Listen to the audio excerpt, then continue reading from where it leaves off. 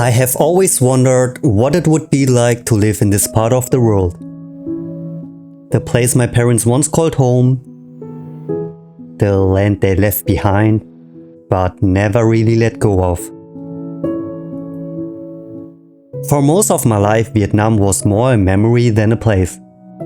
Some old family photos, blurry holiday fragments from when I was a kid. I don't remember much from those early trips, but I do remember the heat, the humidity, the smell, and my family. Now I live here in a life that once felt distant, but has become part of my everyday.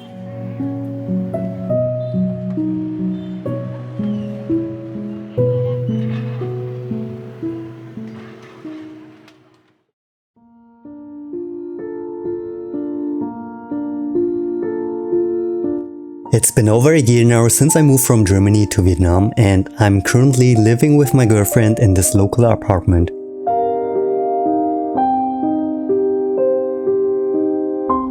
Our place isn't glamorous by any means, definitely not Western standard, but I like what my girlfriend and I have made of it. We bought these little cute plants that make the bedroom feel more alive. We decorated the room with souvenirs from our Taiwan trip. And we picked up some cool Vietnamese lanterns, the ones you can only find during the Mid-Autumn Festival. My favorite spot in the apartment is the balcony. There's this little seating area where I usually start my mornings with a Vietnamese coffee and just observe Saigon's never-ending street life. Our balcony has also a lot of plants, so one of my everyday duties is to water them because the weather in Saigon is so freaking hot. The first few months of living here felt exciting because a lot of things I did were kind of novel to me. My girlfriend V took me to the Saigon Zoo, a place I probably would have never visited on my own because I've never liked the idea of wild animals being kept in cages for entertainment. But walking around with her, feeding the giraffes and seeing all these different animals up close reminded me how nice it is to share ordinary moments like this, especially after spending so much time apart.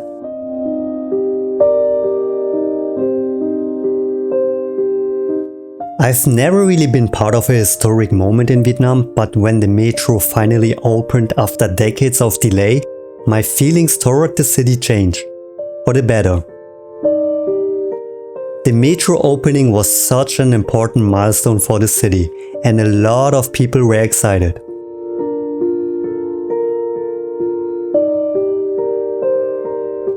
The stations were packed, everyone wanted to ride the metro line, people were taking photos and filming. It was a whole spectacle.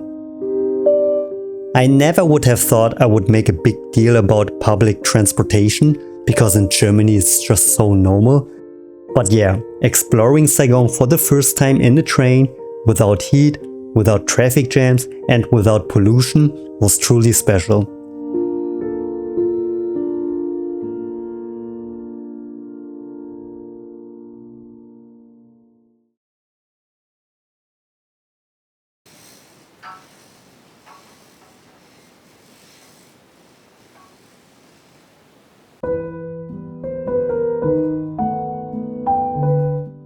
I think social media often glamorizes the idea of living in Vietnam. The cheap food, the freedom, the beaches, the sunsets. That's the version most people show you on social media, and I'm partly guilty too. But today I'm gonna be real with you guys. Most of my days are spent in coffee places like this or at home with video editing and content creation. It's not glamorous, it's not interesting, it's just work. Living in Vietnam isn't this 24/7 vacation mode. If you actually have goals and wanna get shit done, it just starts to feel like regular life.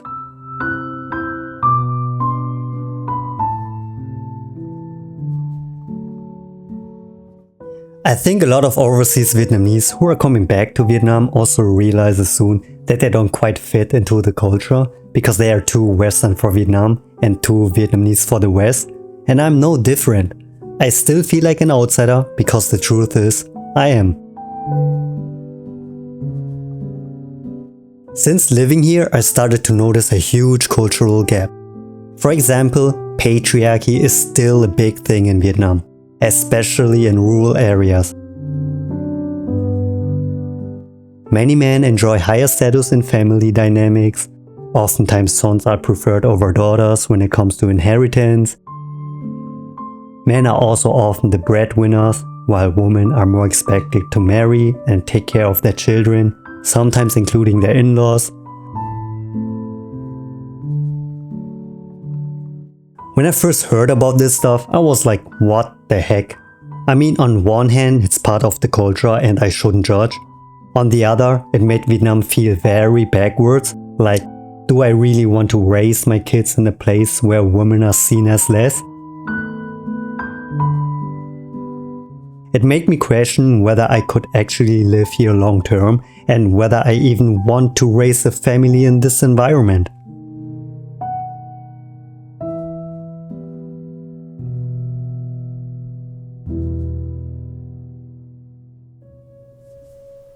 For a long time, I thought feeling at home would come from reconnecting with my roots or learning the language. But now, I think it has more to do with the people you are building your life with.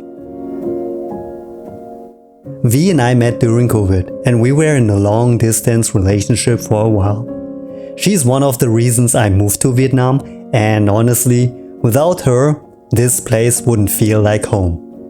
She's the one showing me the everyday parts of Vietnamese life. The best food spots, the local brands, the ingredients I had never heard of before. I do feel our relationship has grown so much. There are a lot of moments where we share our cultural knowledge about Vietnam and Germany, which is kind of nice because it helps us understand each other more and become more empathetic towards one another. Since we moved into this apartment, we have started cooking more at home, and surprisingly, that's been super grounding for me. V taught me how to make canh rau nhọt, which has become one of my favorite side dishes. It's easy to make and the earthy flavor is just so good. Thì mình chỉ làm theo cách của mình, cũng không phải là đúng nhất. Người ta làm kiểu khác, mỗi người mỗi cách khác nhau. Em cũng thấy giống mình coi video trên YouTube đúng không? Có lúc người ta dạy mình cái kiểu này, có lúc dạy kiểu khác. Nhưng mà mình thì mỗi lần thích làm kiểu gì thì làm. We cook freestyle. No, but it's a mix of all. Everything mình thấy đúng không? It's still Vietnamese canh gà, guys. Trust me, I know. It looks good. I'm quite proud I have picked up a few Vietnamese recipes since living here, because growing up in Germany, it was always my mom who cooked those dishes for us. And as I get older, I realize how important it is to carry that knowledge with me, because one day my mom won't be around to cook for us anymore, and that thought scares the shit out of me.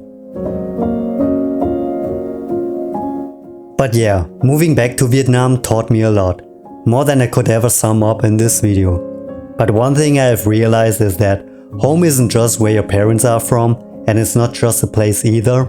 It's the people you choose, the stories you create together, and the slow work of building a life that truly feels like your own.